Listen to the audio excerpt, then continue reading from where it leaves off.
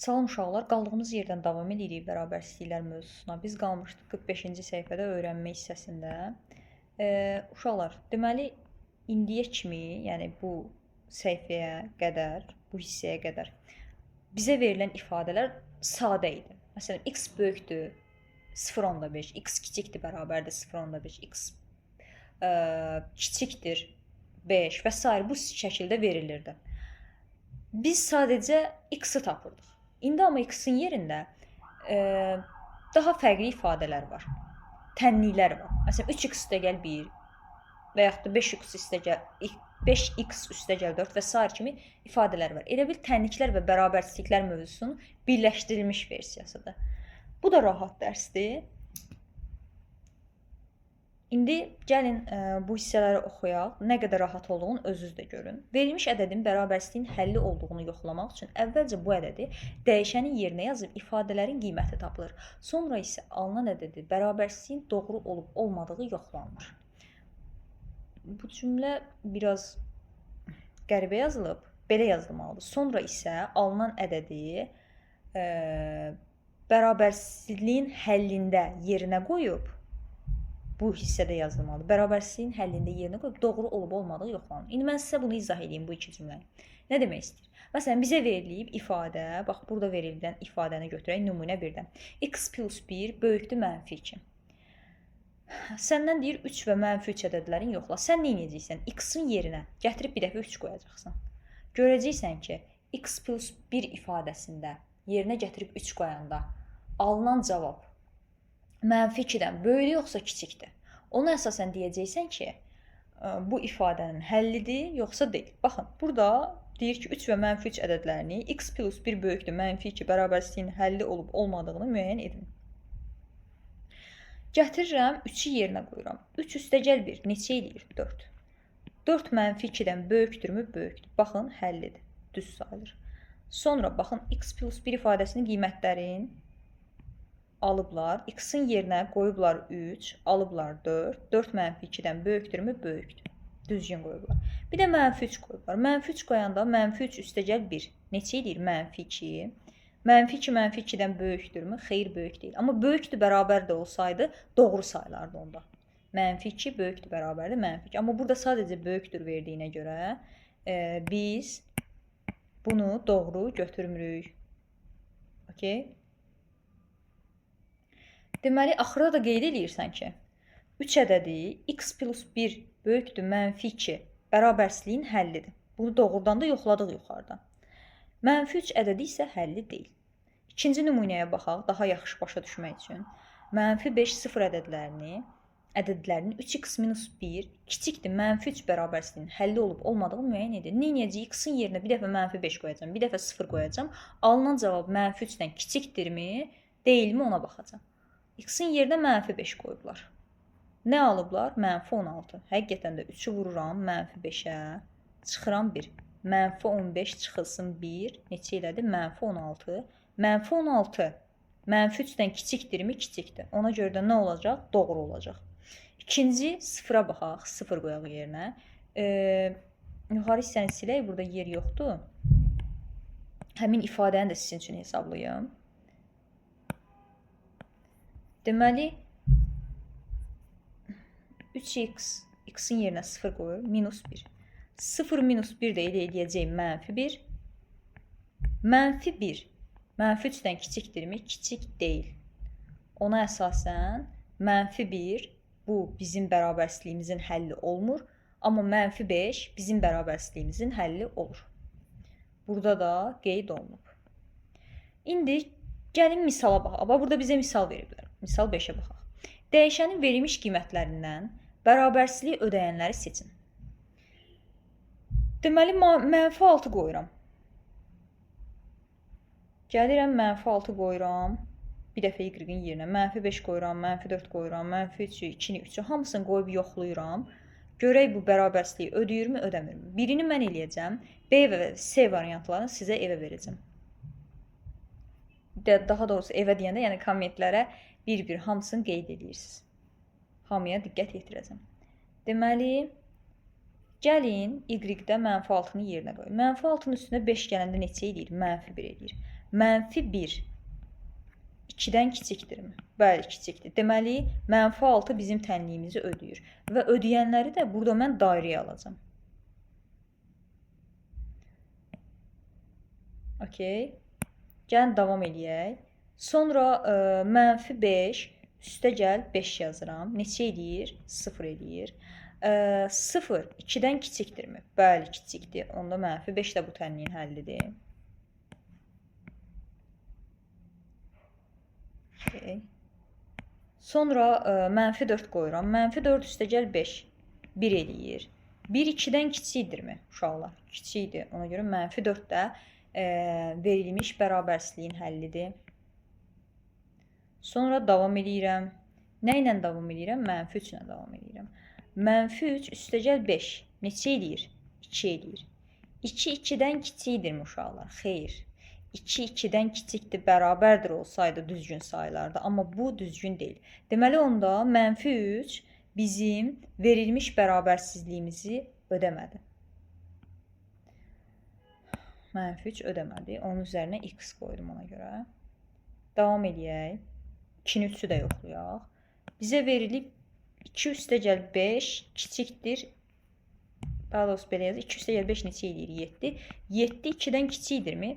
Kiçik deyil uşaqlar. 7 2-dən necə kiçik olsun? Deməli 2 də bizim həllimiz sayılmır. Ondan sonra 3 üstə gəl 5. 2-dən kiçikdirmi? Xeyr. 8 2-dən necə kiçik olsun? Axı bu düzgün bir ifadə olmaz. Ona görə 3 də bizim həllimiz sayılmır. Belə getdi. A variantını işlədim. B variantında yenə eyni şəkildə yazırsınız. M-in yerinə bir dəfə -3 qoyursunuz, bir dəfə -2 qoyursunuz, yoxlayırsınız ki, kiçikdir, bərabərdirmi? Məsələn, cavab -4-ün cavabı -5 alınsa, onda bu ifadə düzgün alına bilər. -5 alındığı hissə varmı? Baxın, -1 qoyublar. Bir dənə onu göstərmək istəyirəm. -1 -4 eləyir -5. -5-dən kiçikdir, bərabərdir, doğrudur. Deməli, burada -1 həmin bu ifadəni ödəyir. Digər rəqəmləri yoxlamadım. Onu siz özünüz yoxlayarsınız. B və C variantların yerinə yetirin. Riyaziyyatın tarixinə baxaqmı? Çox vaxt bunu keçirik, amma baxaq. Bərabərsizlik anlayışı hələ qədim zamanlardan istifadə edilirdi. Lakin həmin dövrlərdə mühakimələr sözlərlə yazıldığından riyazi simvollardan istifadə edilirdi. Məsələn, mənim də keçən videoda dediyim kimi 5 7-dən kiçikdir. Bu söz olaraq deyilir. Amma bunu ifadələr şəklində riyaziyyatda daha qısa şəkildə yazmaq üçün biz nə edirdik? Yeni bir anlayış gətirirdik ortaya. O da bərabərsizlik anlayışı olurdu. Bərabərsizlik anlayışında nə var idi? Böyükdür var idi, kiçikdir var idi, böyükdür, bərabərdir, kiçikdir, bərabərdir. Bir də bərabərdir işarəsi var idi. Bu işarələrdən istifadə edirdik. Həmin sözləri qısaldılmış şəkildə yazırdıq. Baxın, deyir ki, müasir bərabərsizlik işarələrindən ilk dəfə ingilis riyaziyyatçısı Thomas Harriot istifadə edib. Böyükdür və kiçikdir işarələr. Deməli, Thomas Harriot nə edib? Bizə ilk dəfə gətirib böyükdür və kiçikdir işarələrini. Ondan sonra fransız riyaziyyatçısı gəlib Pierre Bouc. O böyükdür, bərabərdir və kiçikdir, bərabərdir istifadə edib. Deməli, ilk dəfə bizə bu işarələr gəlib. Sonradan böyükdür, bərabərdir, kiçikdir, bərabərdir işarələrini də Pierre bizim üçün daxil edib. Baxın, çox maraqlı, gözəl bir necə deyim, məlumatdır.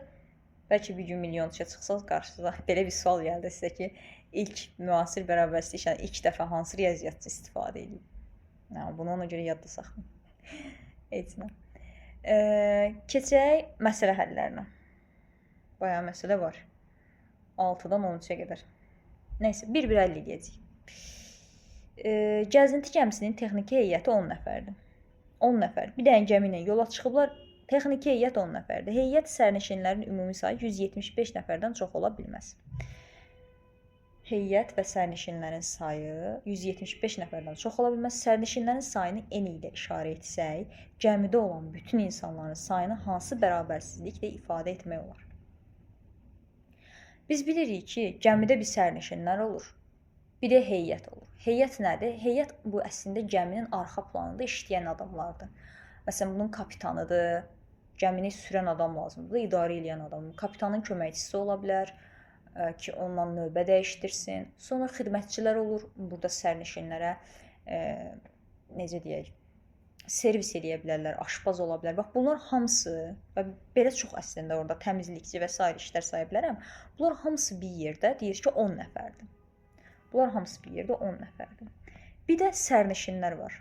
Hansı ki, onlar sadəcə istirahət etmək üçün ora gəlirlər. Gəmiyə minirlər, heç bir işlə məşğul olmurlar. Səhər yatırlar, axşam dururlar. Sadəcə istirahət edirlər. Gəzintidən zövq alırlar. Həmin bu adamları da, yəni sərnişinləri də eni ilə işarə edirəm. Ümumi amma heyət və sərnişinlərin deyir, ümumi sayı 175 nəfərdən çox ola bilməz. Baxın, bu ifadəyə fikir verin. Deyir ki, 175 nəfərdən çox ola bilməz. Yəni 175 nəfər də ola bilər, amma ondan çox ola bilməz. Bu hansı bərabərsizlik işarəsidir? Deyir ki, heyət və sərnişinlərin ümumi sayı 175 nəfərdən çox ola bilməz. Kiçikdir, bərabərdir işarəsidir bu, uşaqlar.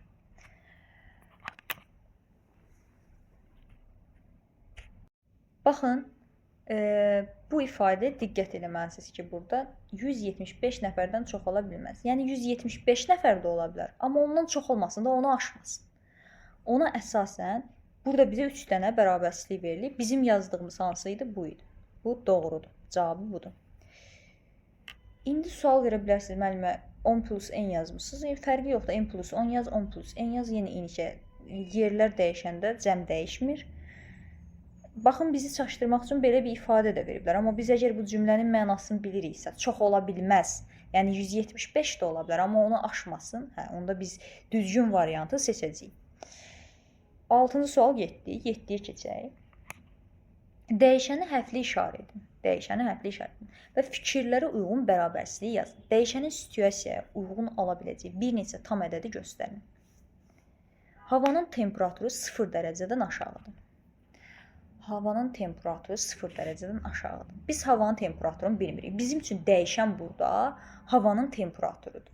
Biz sadəcə onu bilirik ki, o 0 dərəcədən aşağıdır. -1 də ola bilər, -2 də ola bilər, -6 da ola bilər, -100 də ola bilər. Amma biz -100 inanmıram ola, dünyada elə bir dərəcə mümkünsüzdür. Bu ancaq kosmosda ola bilər. Amma ki, bizə əsas şey köklənək odur ki, deyir ki, havanın temperaturu 0 dərəcədən aşağı ola bilməz. Biz bilmirik havanın temperaturu nədir. Ona görə nə edirik? Dəyişənlə onu ifadə edirik.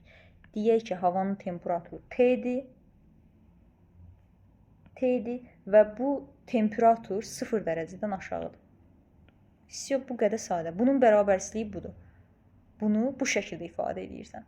Baxın, mənim yenə ilk başda dediyim kimi cümlələr var idi əvvəllər. Amma artıq onu ən qısa versiyada biz belə ifadə edirik riyaziyyatda. B variantına baxaq. Deyir ki, balıq məhsulu -12 dərəcədən yuxarı olmayan temperaturda saxlanmalıdır. Balıq məhsulunun biz hansı temperaturda saxlandığını bilmirik.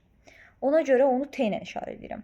Birdən düşünərsiniz ki, nəyə görə mən T-ni seçdim? Temperaturun T-sini seçirəm. Yəni, bilirik ki, dəyişəni biz istədiyimiz hərflə göstərə bilərik. X da göstərə bilərsən. Çoxluqla X istifadə olunur. Baxın, yuxarıda N istifadə olunmuşdur. Müxtəlif hərflər yaza bilərsən. Burada elə bir şey yoxdur. Mən indi temperaturun T-sindən istifadə edirəm. Balıq məhsulu -12 dərəcədən yuxarı olmayan temperaturda saxlanmalıdır. Mən bilmirəm, balıq məhsulu hansı dərəcədən yuxarı olmayan temperaturda saxlanmalıdır. Ümumiyyətlə, daha doğrusu bilmirəm hansı temperaturda saxlanmalıdır. Mən bilirəm ki, sadəcə hansından yuxarı olmayan temperaturda saxlanmalıdır. Balıq məhsulunun saxlanmalı olduğu temperaturu T ilə işarə edirəm. Deyir ki, -12-dən yuxarı olmasın. Amma mənə demir ki, -12 olmasın. Yəni, -12 də ola bilər. Amma ümumiyyətlə, ondan yuxarı olmasın. -12 də ola bilər, ondan yuxarı olmasın, ondan aşağı olsun. Baxın, həmin ifadəni, baxın, bunları dərəcələrdə işarə edək. Həmin bu cümləni bir ifadə ilə, bir bərabərsizliklə belə yazıram. Vəsiyo, keçək. Deyir ki, oturacağı 6 sm bərabər yanlı üçbucağın perimetri 18 sm-dən böyükdür. Biz bilirik ki, bərabər yanlı üçbucağın, gəlin burada sizə şəklini çəkeyim, göstərim üzərində. Niyə belədir bu?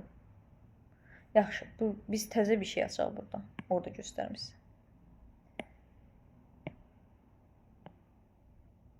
Biz C variantına baxaq. Bir dənə bərabər yanlı üçbucaq deyir var. Bu bərabər yanlı üçbucaq üçbucağın oturacağı 6 sm-dir. Və deyir ki, üçbucağın perimetri 18 sm-dən böyükdür.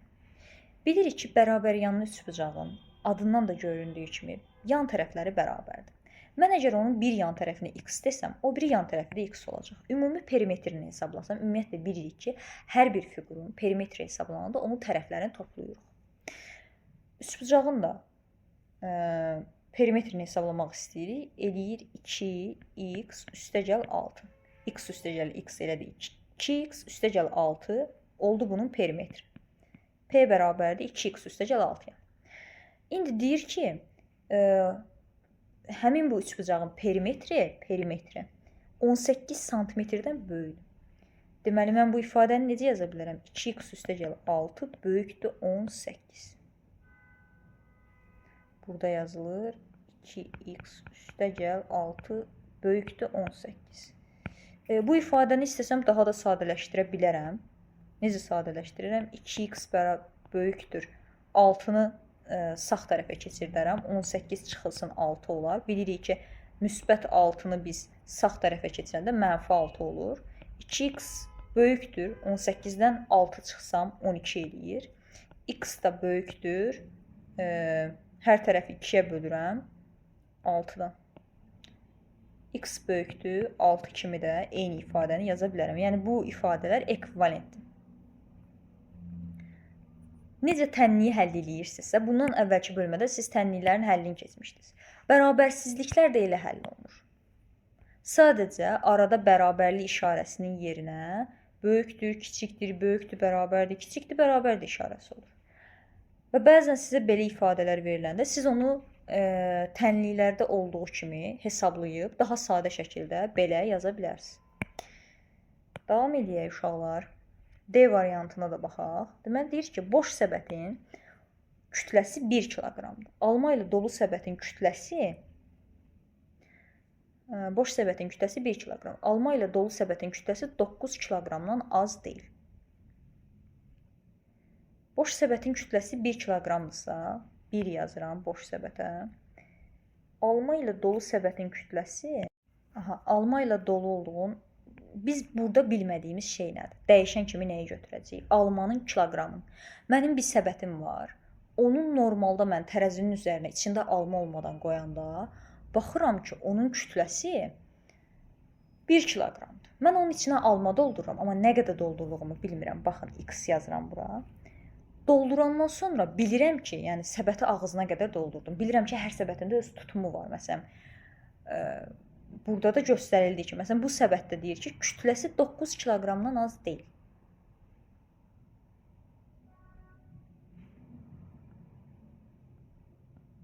Doqquz kiloqrama bərabər də ola bilər, ondan böyük də ola bilər. Bu şəkildə göstərə bilərəm. Baxın, mənim bir boş səbətim vardı. Mən onun içərisində müəyyən qədər alma doldurdum və o almanı x-la göstərdim doldurduğumu. Bilmirəm nə qədər doldurmuşam. Və axırda deyirəm ki, mən almanı doldurdum, səbətin kütləsi 9 kiloqramdan az deyil. 9-dan az deyil, 9-dan çox ola bilər, çoxdur. Və yaxud da 9-a bərabərdir. Bu cümlənin baxın, mənası tam olaraq budur. İndi bunu necə tənlikləri biz sadələşdirirdik, yenə bərabərsizliklərdə də eyni şeyləri eləyə bilərik. Yəni yaza bilərəm bura, x böyükdür, 1-i sağ tərəfə keçirdirəm. 1 sağ tərəfə keçəndə işarəsini əksinə çevirəcək. 9 olduğu yerdə qalır. 1 onun yanına gəlir, amma işarəsi ilə, əks işarə ilə gəlir. X böyükdür, 9-dan 1 çıxdım 8. Yəni bu ümumi bu ifadə. Yəni mən bura x almaydı da 8 kiloqramdan kiçikdir, burada böyükdür, bərabərdir uşaqlar işarəsini unutmayaq, üzrü sayın burada. Mən bunu yazmışam bura. mən bura ən aşağı bu səbətə 8 kiloqram alma doldurmuşam. Amma 8-dən çox da doldura bilərəm. 9, 10 və s. Belə. Sonra 7-ci sual bitdi. Keçək 8-ci suala. Baxaq 8-ci suala. Deyir, alpinistlərə yataq dəstindən -15 dərəcədən aşağı olmayan temperaturda istifadə etmək tövsiyə olunur. Alpinistlərə yataq dəstindən -15 dərəcədən aşağı olmayan temperaturda istifadə etmək tövsiyə olunur. Uyğun bərabərsizliyi yazın. Havanın temperaturu, bu suallara bir-bir baxacağıq. Başa düşdük. Deməli, alpinistlərə yataq dəstindən -15 dərəcədən aşağı olmayan, yəni -15 dərəcədən aşağı olmayan, yəni -15 dərəcədə ola bilər. Ondan aşağı olmasın amma. Böyük olsun. Aşağı olmayan deyirsə, deməli demək istəyir ki, böyük olsun.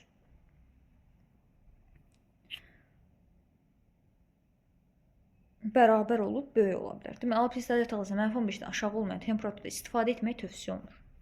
Uyğun bərabərsizliyi yazın. Yazdım uyğun bərabərsizliyi.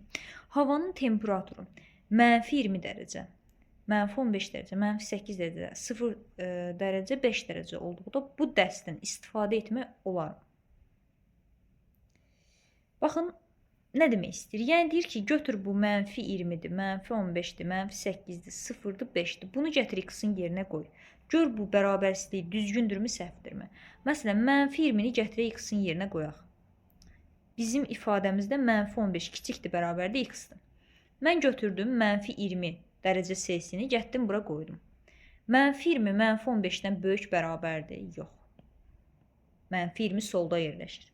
-15-dən kiçikdir. Mümkünsüz. Bəs -15 olarmı? Olar. Çünki kiçikdir, bərabərdir. -8 olarmı? Olar. -15-dən böyükdür. 0 dərəcə olarmı? Olar. 0 -15-dən böyükdür. 5 dərəcə olarmı? Olar. -15 dərəcədən böyükdür. Bu sualda belə. Birinci suala cavab verdik. İkinci suala indi 3-ə baxaq. Ən azı hansı temperaturda bu dəstdən istifadə edilə bilər? Ən azı -15 dərəcə temperaturda bu dəstdən istifadə edilə bilər. Baxın, bu ifadənin, yəni demək istəyir ki, bu ifadənin ödədiyi ən az ədəd hansıdır?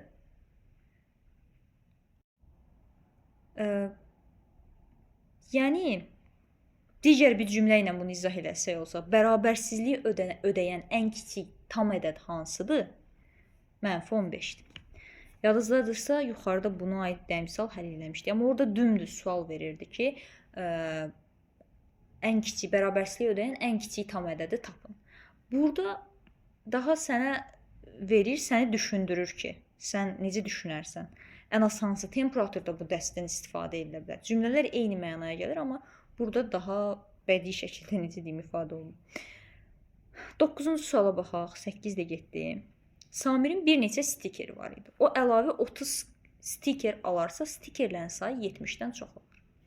Samirin biz nə qədər stikeri var idi bilmirdik. Onu bir dənə beynimizdə x götürsək, o əlavə 30 stiker alsa, x plus 30 olar. Stikerlərin sayı 70-dən çox olar. X plus 30 70-dən çox olur. Okey. İndi baxın, birinci suala baxaq. Samirin əvvəlki stikerlərin sayı x ilə işarə edilərsə. Yəni mənim dediyim kimi deyir. Sonradan neçə stiker olduğunu hansı bərabərsizliklə ifadə etmək olar? X üstəgəl 30 böyükdür 70. Bunu da yenə dediyim kimi bərabərsizliklər, tənillər kimi həll eləmək olur. X böyükdür 70-dən 30 çıxıram. 30 keçir bərabərliyin sağ tərəfinə. Sağa keçəndə işarənin əksi ilə keçir. 70-dən 30 çıxırsan, qalır 40. Sonrakı suala baxaq. Samirin əvvəlki stikerlərinin sayı 25-50 ola bilər. Yəni, sən nə edəcəksən? Bu 25-i götürüb x-in yerinə qoyacaqsan. 50-ni də x-in yerinə qoyacaqsan. Görəsən, bu bərabərsizlik ödəyirmi, ödəmirmi? Onu yoxlayacaqsan. Baxırıq. 25-i qoydum x plus 30-un yerinə. Daha doğrusu x-in yerinə. 25 üstəgəl 30 neçə edir? 55 edir. İndi 55 70-dən böyükdür ifadəsi düzgündürmü uşaqlar? Xeyr, səhvdir. 70 daha böyükdür. Belə bir ifadə ola bilməz. Sonra davam eləyək. Bu nə oldu buna? Neyse, silmək daha sərfəlidir. 25'i qoyduq. 25 ödəmədi. 50 ödəyirmi onu yoxlayaq. 50 üstə gəl 30 eləyir 80. 80 70-dən böyükdürmü? Böyükdür. Deməli bu ödəyir. Əla. Onda 50 ola bilər. Belə bizə verilən suala cavab versək belə verərik. Samirin əvvəlki stikerlərinin sayı 25 ola bilməz, amma 50 ola bilər. Üçüncü suala keçək. Onun ən azı neçə stikeri var idi? Onun ən azı 40, x böyükdür 40, bərabərsizliyinə əsasən deyə bilərik ki, onun ən azı 41 stikeri var idi ki, üstünə 30 gəldilər, 70-dən çox elədi. Çünki bizə dümdüz deyir ki, burada stikerlərin sayı 70-dən çox olar. Ona əsasən bilirik ki, onun ən azı 41 stikeri olmalıydı ki, ona 30 stiker veriləndə artıq onun stikerlərinin sayı 70-i keçsin. 10-cu suala baxaq uşaqlar. Aynur fikrində tutduğu ədədə 4 əlavə etdikdə alınan cəm 0-dan kiçik olur. Bunu bərabərsizliklə necə ifadə etmək olur? Aynurun fikrində tutduğu ədədi biz bilirik, bilmirik. Nə edəcəyik? Onu bir dəyişənlə ifadə edəcəyik. Dəyişənə də x deyirəm. Aynurun fikrində tutduğu ədədə 4 əlavə etdik. 4 əlavə eləyək. Etdikdə alınan cəm 0-dan kiçik olur. Alınan cəmi də 0-dan kiçik yazırıq. Bunu daha sadə şəkildə necə yaza bilərik? Yenə necə biz həll edirik tənlikləri, o şəkildə yaza bilərik. Müsbət 4-ü keçirtdim bərabərsizliyin sağ tərəfindən. Nə olacaq? -4. X kiçikdir. Sizə daha aydın olsun deyə belə yazacağım. 0 çıxılsın -4. Baxın, keçdi bu tərəfə mənfi oldu. Bu da 0-dan da -4 çıxanda, və yaxud da 0-la -4-ü toplayanda elə -4-ün özünü verəcək. Bilirik ki, istənilən ədədi 0-la toplayanda elə həmin ədədin özünü verir. Ona əsasən cavab nə olur? X kiçikdir, -4. Cavab deyəndə, yəni bizim bərabərsizliyimiz bu şəkildə olur. Aynurun fikrində tutduğu ədəd hansı ən böyük tam ədəd ola bilər? Yenə bu bərabərsizlikdən yola çıxırıq. Gəlin bunu sizə ədəd oxunda göstərim. Aynurun fikrində tutduğu ədəd -4-dən kiçik ədədlər bu hissədir. Yəni bu hissəni bu hissəyə aiddir. -4 daxil deyil. -5 ola bilər, -6 ola bilər. Bizə deyir ki, hansı ən böyük tam ədəd ola bilər? Onda biz nəyə götürəcəyik? -5-i götürəcəyik. Bu da belə. Davam eləyək. Buralığı təmizləyib.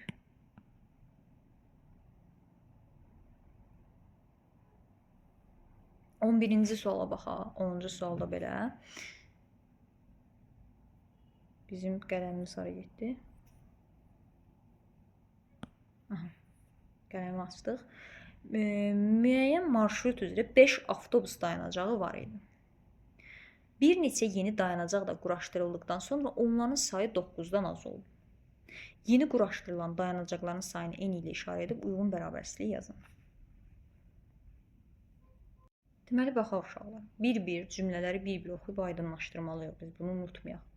Müəyyən marşrut üzrə 5 avtobus dayanacağı var idi. 5-i qeyd edirəm.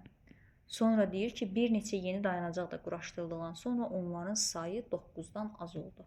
Yeni quraşdırılanların biz sayını bilirikmi? Bilmirik. Bizə də zaten birinci sualda deyir ki, onu n-dən işarə elə bilmədiyini və uyğun bərabərsizliyi yaz. Həmin sözü deyəndən sonra, yəni bir neçə yeni dayanacaq quraşdırıldıqdan sonra deyir, onların sayı 9-dan az oldu. Kiçikdir 9. Nə edirəm? Bunu tənlik kimi həll edə bilərəm. Tənlik kimi həll eləsəm mən bunu n kiçikdir 9 çıxılsın 5 eləyir 4. N kiçikdir 4 kimi yaza bilərəm. Neçə yeni dayanacaq quraşdırıla bilərdi? Mümkün halları yazın. Deməli, bu bərabərsizliyə əsasən n kiçikdir 4 bərabərsizliyindən əsasən. Biz bilirik ki, ümumiyyətlə n kiçikdir 4 bərabərsizliyin həlləri 4-dən kiçik ədəd oxunda baxın, ədəd oxunu xəyal eləyin. Ədəd oxununda 4-dən kiçik olan ədədlərin hamısı bu bərabərsizliyi ödəyir. Burada da bizə deyir ki, neçə yeni dayanacaq quraşdırıla bilərdi. Uşaqlar, ümumiyyətlə biz bu bərabərsizliyə baxsaq, düşünə bilərik ki, bu bərabərsizliyin həllərində mənfi ədədləri də var. Düzdür, ayrılıqda bu bərabərsizliyə baxsaq belədir. Ancaq ki, bir şey ehtimal olaraq yerinə yetirilirsə, onun olma ehtimalı birdən başlayır da. Yəni bu olubsa, bax burada da deyirik bir neçə yeni dayanacaq, birdən başlayır bu. Yəni burada da bizə deyirik neçə yeni dayanacaq quraşdırıla bilərdi. Bir dənə quraşdırıla bilərdi. Burada qələmimdə yazmır. 2 dənə quraşdırıla bilərdi. 3 dənə quraşdırıla bilərdi, amma 4 dənə quraşdırılmazdı. Niyə? Bizim çünki bərabərsizliyə baxın. 4-dən kiçikdir. Amma mənfi bir quraşdırıla bilərdi. İndiyə kimi heç belə bir cümlədə eşitməmişik. Ümumiyyətlə belə bir ehtimalla mümkünsüzdür. Yəni bir şey quraşdırılıbsa, bir şeyin olma ehtimalı birdən başlayır. 2 dənə də ola bilər, 3 dənə də ola bilər. İndi bərabərsizliyə əsasən biz dedik ki, 4 dənə ola bilməz. Mümkün halları yazmağımız istəyirdi. 1, 2, 3 idi mümkün hallar. Gəlin 12-ci sualla davam edək. Amma yuxarıdakı sual çox maraqlı idi.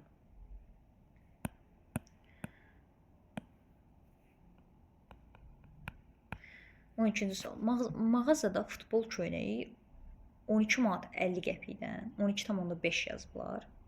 Daha doğrusu 12,50 kimi yazıblar. Yəni 12 manat 50 qəpik kimi demək istəyiblər. Manatdan ucuz qiymətə təklif olunur. Mağazada futbol köynəyinin qiymətini bilmirik. Ancaq bilirik ki, o 12,50-dən aşağı ucuz qiymətə təklif olunur. Futbol köynəyinin manatla qiymətini X ilə işarə edib uyğun bərabərsizlik yazın. Baxın, burada yazdım. Manat işarəsini də qoya bilərik. Manat işarəsini bilirsiniz də bu şəkildədir. Bərabərsizliyin ən böyük tam həllini tapın. Bərabərsizliyin ən böyük tam həlli sizcə nə olar uşaqlar? 12 manat 50 qəpikdən bir vahid də kiçik götürə bilərik. Amma belə də yaza bilərik. Daha doğrusu ümumiyyətlə.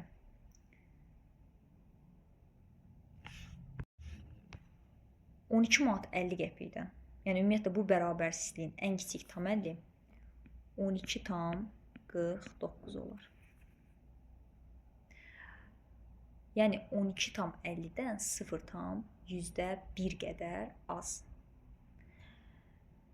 Köynəyin satış qiyməti ən çoxu nə qədər ola bilər? Köynəyin satış qiyməti ən çoxu nə qədər ola bilər? Əslində yuxarıdakı sualların aşağıdakı sual ekvivalentdir. Yəni deyirsənsə bu bərabərsizliyin ən böyük tam həllini tapın. Bu 12 manat 49 qəpik edəcək. Və səndən soruşursa ki, köynəyin satış qiyməti ən çoxu nə qədər ola bilər?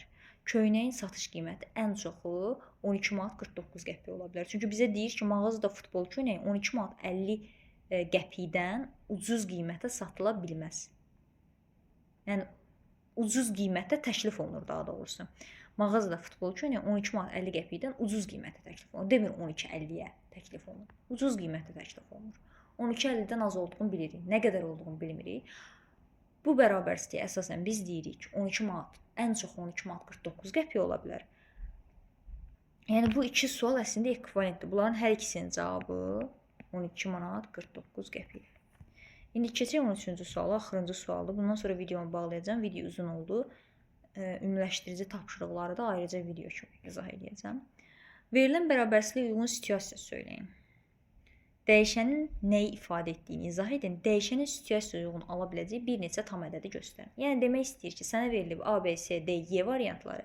Sən bu hər varianta uyğun bir dənə məsələ uydur özündən. Məsələn, A variantına baxaq. S kiçikdir 4. Deyirəm ki, Raulun yaşı 4-dən kiçikdir.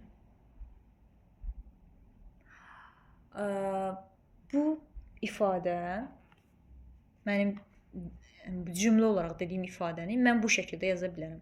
Raulun yaşı 4-dən kiçikdir. Amma mən bu zaman nə fikirləşəcəm? Raulun yaşı heç çox mənfi ola bilməz. Raulun yaşı ya 1 olar, ya 2 olar, ya 3 olar. Amma 4 də ola bilməz, çünki 4-dən kiçikdir. Yəni 3 dənə əslində orada mənim əlimdə ehtimal olur. Belə, məsələn, birini mən dedim, birini də siz yazarsınız. Baxarıq. B variantına baxaq. Deyir ki, T böyükdür bərabərdir -8. Aha, ağlıma bir dənə gəldi. Məsələn, deyək ki, yumurta -8 dərəcədən aşağı temperaturda saxlanıla bilməz. -8 dərəcədən aşağı olmayan temperaturda saxlanıla bilməz. Bu da belə. C variantında bir dənə situasiya quraq. Yenə ağlımıza görə nə gəlir? Deyirəm ki, bir dənə kub var. Onun tili 6-dan kiçik deyil. Yəni 6-da ola bilər, 6-dan da kiçik deyil. D variantı. D variantını biraz sadələşdirə bilərik, baxın. Hər tərəfi 4-ə bölsəm, tənlik kimi fikirləşsəm, 3 eləyər burada. A 3-dən böyük. Məsələn, deyirəm ki, Səkinənin yaşı 3-dən böyükdür. Belə də deyə bilərəm. Amma əgər desəydim ki, 3-dən kiçik ola bilməz, onda fikirləşirəm ki, A böyükdür, bərabərdir 3 kimidir. Amma mən indi bu ifadəyə əsasən desəm, ola Səkinənin yaşı 3-dən böyükdür. Bax, ifadəyə baxın, iki ifadə görün necə işarəni dəyişir. Onun yaşı 3-dən kiçik ola bilməz. Cavab bu olar. Onun yaşı 3-dən böyükdür. Cavab belədir. Sonra bura baxaq. M böyükdür. Yenə tənlik kimi həll edirəm. Biri bərabərsinin sağ tərəfinə keçirdirəm. Əks işarə ilə keçir, -1 olur. M böyükdür, 7 eləyir. Bu şəkildə yazıldı. Məsələn, 7-dən böyük bir ifadə. Maşının getdiyi yol 7 kilometrdən çoxdur. Amma baxın, bir də belə deyə bilərəm. Bunu sizə öyrətmək üçün deyirəm. Maşının getdiyi yol 7 kilometrdən çox ola bilməz. Onda necə yazaram? M böyükdür, bərabərdir 7. 7 kilometr də ola bilər. Daha doğrusu 7 kilometrdən az ola bilməz. Bax, yenə bir dəfə başdan cümləmi qurum. Cümləmi düzgün qurmadım. Düzgün qurdum, amma biraz ifadə şeyi boşluq oldu. Deyirəm ki, maşının getdiyi yol 7 kilometrdən çoxdur. Bu ifadəni deyirəm. Bir də deyirəm ki, maşının getdiyi yol 7 kilometrdən çox ola bilməz. Onda bu ifadəni deyirəm. İşte belə ümumiləşdirici tapşırıqlar var bundan sonra. Qəşəng ümumiləşdirici tapşırıqların 24 dənə olduğunu bilmirdim. İnşallah gələn dərsdə buna baxarıq. Çünki 37 dəqiqə oldu, artıq boğazım qurudu. Sağ olun uşaqlar, gələn videoda görüşərik.